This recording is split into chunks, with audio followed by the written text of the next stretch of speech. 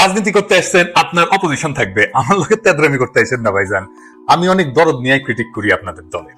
এটা যদি সহ্য না হয়, আওয়ামী লীগরা যেভাবে ট্রিট করতাম সেভাবে যদি ট্রিট করতে বাধ্য হইতে হয়, তাতে আপনাদেরই ক্ষতি। আপনাদের যে ফাজলামি দেখি তাতে আমার কোনো ছেড়ে যাবে না, আপনার বাচ্চারা ক্ষমতাও নেই। বিএনপির কিছু কিছু নেতাকর্মী মনে করতেছে আমি বিএনপির শত্রু হয়েছি। আমি বিএনপির পলিটিক্যাল অপোনেন্ট। আমি কখনো বিএনপি করি নাই। আমারে হাসিনার লোকজন বিএনপি কইতো, আর কইতো আমি তারেক রহমানের ট্যাগে খেয়ে হাসিনার বিরুদ্ধে বলি। ভাগ্যের কি নির্মম পরিহাস, আজ বিএনপির লোকেরা বলে আমি জামাতের ট্যাগে খাইয়া বিএনপির বিরুদ্ধে বলি। আপনাদের একটা সৎ পরামর্শ দিই ভাই, পলিটিক্যাল অপোনেন্টকে বুদ্ধিমত্তার সাথে ডিল করেন। রাজনীতি করতে আসছেন, আপনার অপোজিশন থাকবে, আমার লোকের তেদরামি করতে আসেন না ভাইজান। আমি অনেক দরদ নিয়ে ক্রিটিক করি আপনাদের দলের। এটা যদি সহ্য না হয়, আওয়ামী লীগরা যেভাবে ট্রিট করতাম সেভাবে যদি ট্রিট করতে বাধ্য হইতে হয়, তাতে আপনাদেরই ক্ষতি। আপনাদের যে ফাজলামি দেখি তাতে আমার কোনো ছেড়ে যাবে না, আপনার বাচ্চারা ক্ষমতাও নেই। যাই হোক, অনেকে বলে বিএনপির পিছে কেন লাগিছি, উত্তরটা আগে বলছি, আর একটু খুলে বলি। এটা রাজনৈতিক, দার্শনিক, ভূ রাজনৈতিক বিষয় আছে এটার সাথে। আসেন না এটা আমরা খুঁজে দেখি। কয়টা প্রশ্ন করি, দেখি এই প্রশ্নগুলো আপনাদের মনে আসছে কিনা কখনো। বাংলাদেশে মুজিবকে কেন স্বৈরশাসক হয়ে উঠতে হয়েছিল? অত্যন্ত জনপ্রিয় নেতা ছিল কিন্তু মুজিব, তারপরেও স্বৈরশাসক হয়ে উঠতে হয়েছিল কেন? জিয়াকে কেন মরতে হইল? সামরিক ব্যাকগ্রাউন্ড থেকে আসার পরেও কেন জিয়াকে স্বৈরশাসক হইতে হয় নাই? কেন জিয়াকে মাইরা ক্ষমতায় এরশাদকে বসাইতে হয়েছিল? কেন এরশাদকে স্বৈরশাসক হইতে হয়েছে? কেন হাসিনাকে ফ্যাসিবাদ কায়েম করতে হয়? এই প্রশ্নগুলো পরিষ্কার উত্তর না পেলে আপনি কখনোই বুঝবেন না বাংলাদেশের সামনে বিপদগুলো কি কি। আপনি বুঝবেন না বিএনপি যাই না হোক আর না যাই না হোক দেশকে কোন গাড্ডায় নিয়ে যাইতেছে, এবং কেন বিএনপির বিরোধিতা করাটা আপনার জন্য ফরজা কিফায়া। এইটা পরিষ্কার ভাবে বোঝার জন্য আপনাদের বাংলাদেশ নিয়ে ইন্ডিয়ার কুকুরানিটা কেন সেটা বুঝতে হবে। তা না হলে রাজনীতির কোনো হিসাব আপনি মিলাইতে পারবেন না, আর বারবার আপনি এইরকম স্বৈরশাসনের ফ্যাসিবাদের কবলে পড়বেন।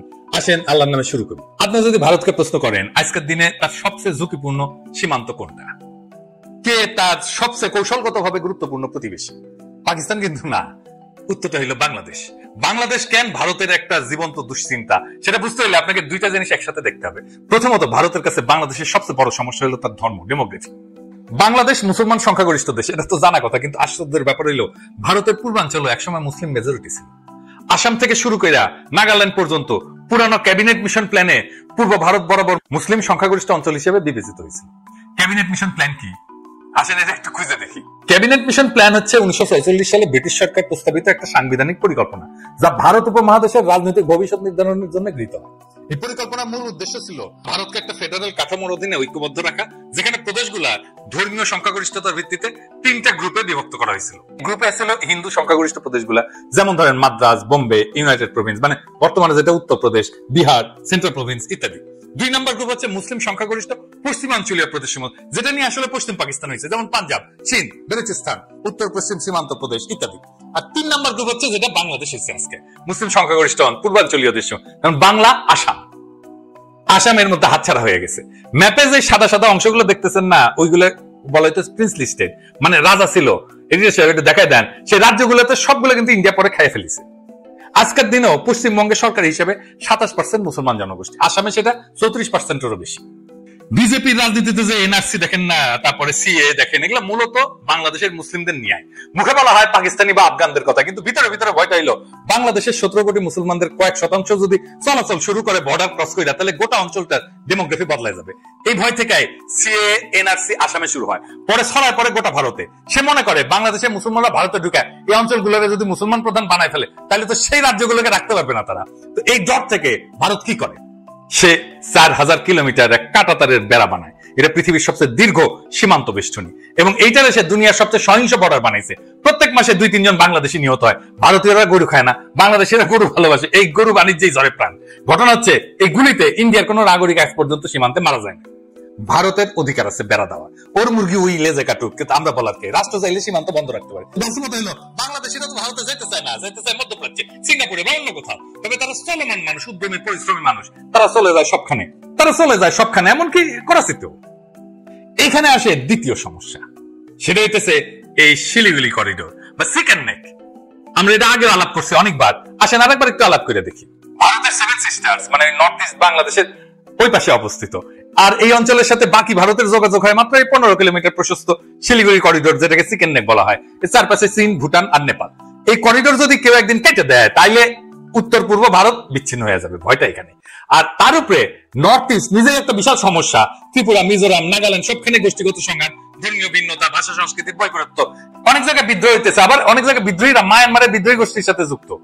তাহলে ভারত ওইখানে যুদ্ধ বাঁধলে ট্যাঙ্ক পাঠাবে কিভাবে, সেনা পাঠাবে কিভাবে, ভারী অস্ত্রশস্ত্র পাঠাবে কিভাবে? বাংলাদেশ ছাড়া কোনো উপায় নাই। তাদের প্রয়োজন ট্রানজিট এবং করিডোর, চট্টগ্রাম বন্দরের মাধ্যমে ত্রিপুরায় প্রবেশ বা রেলপথে পূর্বাঞ্চলে যাওয়ার সুবিধা।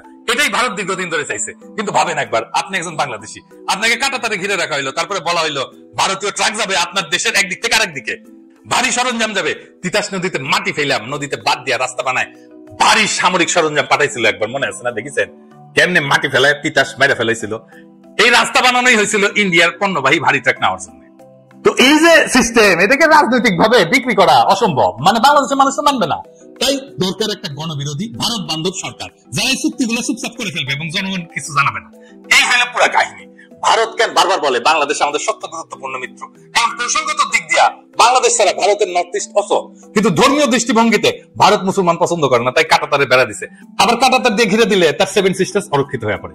এই এক শাখের করাত, যাইতেও কাটে আসতেও কাটে। তাই বাংলাদেশে ভারতের সবসময় এমন শাসক দরকার যে ভারতের অনুগত হবে এবং তাদের মতে বন্ধু ভাবাপন্ন হবে।